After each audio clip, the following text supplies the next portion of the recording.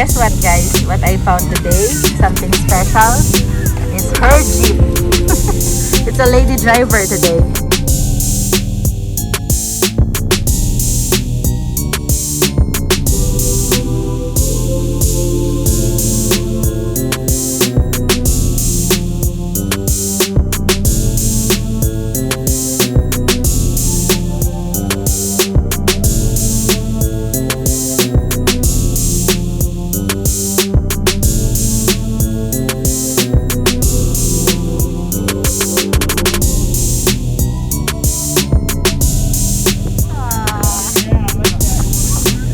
Oh yeah! Look at the sticker!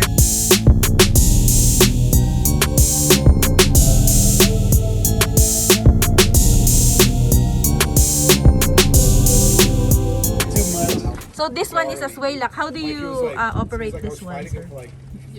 So you just have to lift the lever up and then you're It releases, disengaged. and then when you're done, you flip it back, and it locks back. Oh, okay. So that's it, no? That's easy. That's it, yeah. Because this one, you don't need to touch anything. It's there already. Yeah, she does it inside, I believe. No, no. It's like that all the time. Yeah, it's like that all the time. okay. You have nothing to do anything. Oh, Because we have this one before. Because okay. before, what my husband did, remove the pin and then Yes. very hard. Then you need to balance everything. Yes. Stand On the edge. Yeah. I had a real fat stick. I used to have to pry it up Oh the my back. gosh. I know it's very Too much this work. one is very snappy. What's your lesson? And also this one, sway lock.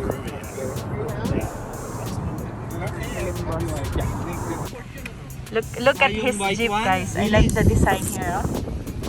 Wheelies. Very snappy. Yeah. Look at that. Looks so pretty.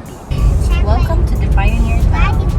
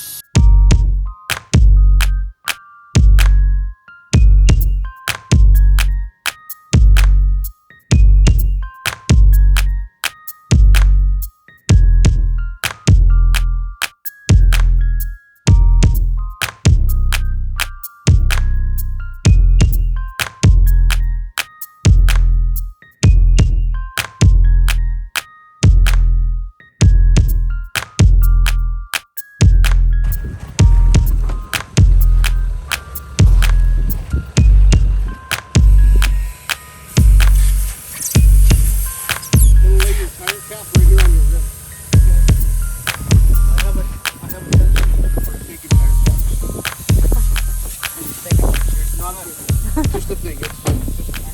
Thank you. Because this counts by twos. Look at this. Sometimes. This is something new to me.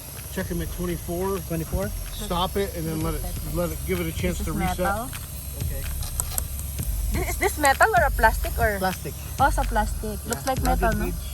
Yeah. It's nice. You know, like, it allows me to keep the window open in summer and people don't know that it's open. So. Yeah, that's true. It covers it. And it's not see-through. So it's just flat or matte Right. glass, so it's perfect. It looks like it's really there. It fits. Okay, so guys, I'm here with the president of this Jeep Club, which is the Dirty Playas Off-road. And where are we heading right now? We are heading up 2N02, the back way to Big Bear. I see. And it's just an easy off-road, or? Yes, easy, super easy trail.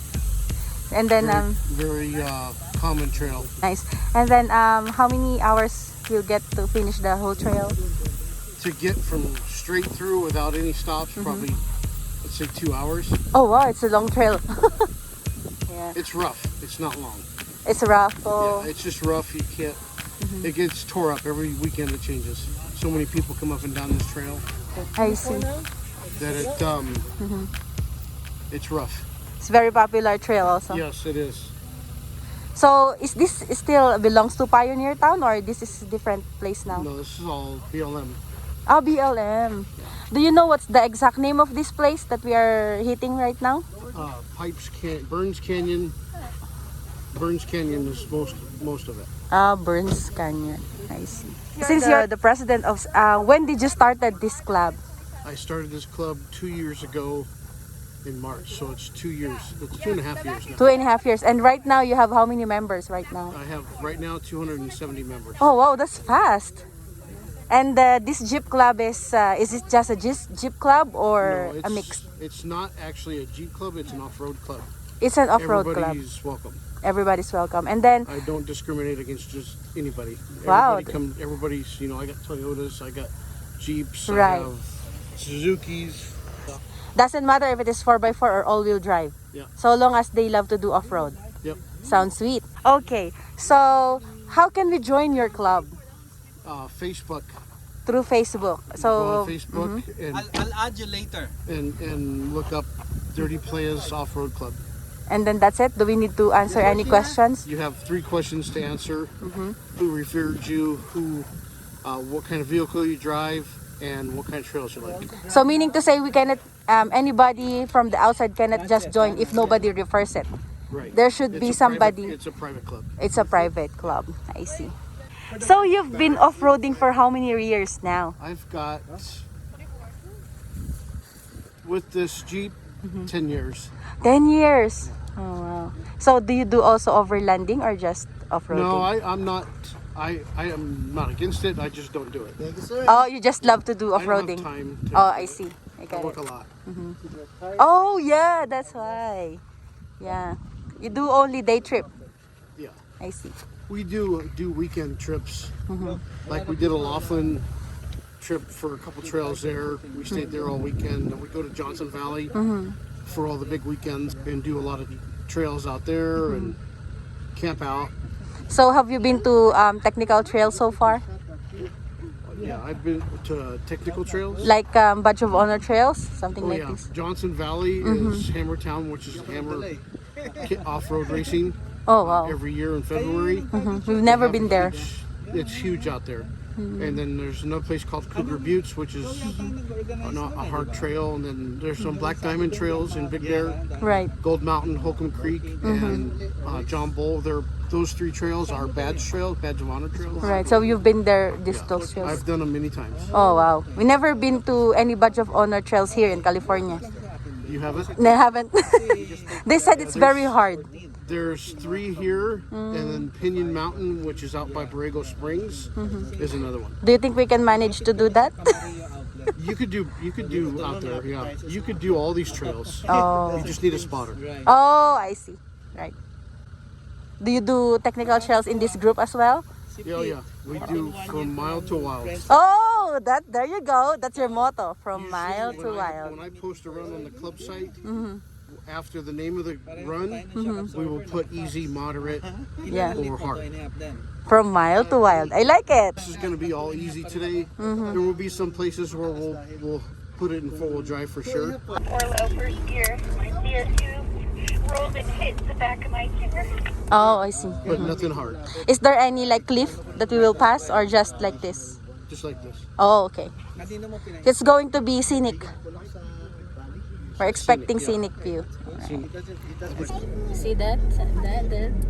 We're gonna go there, up to there, up to there. Rock and roll.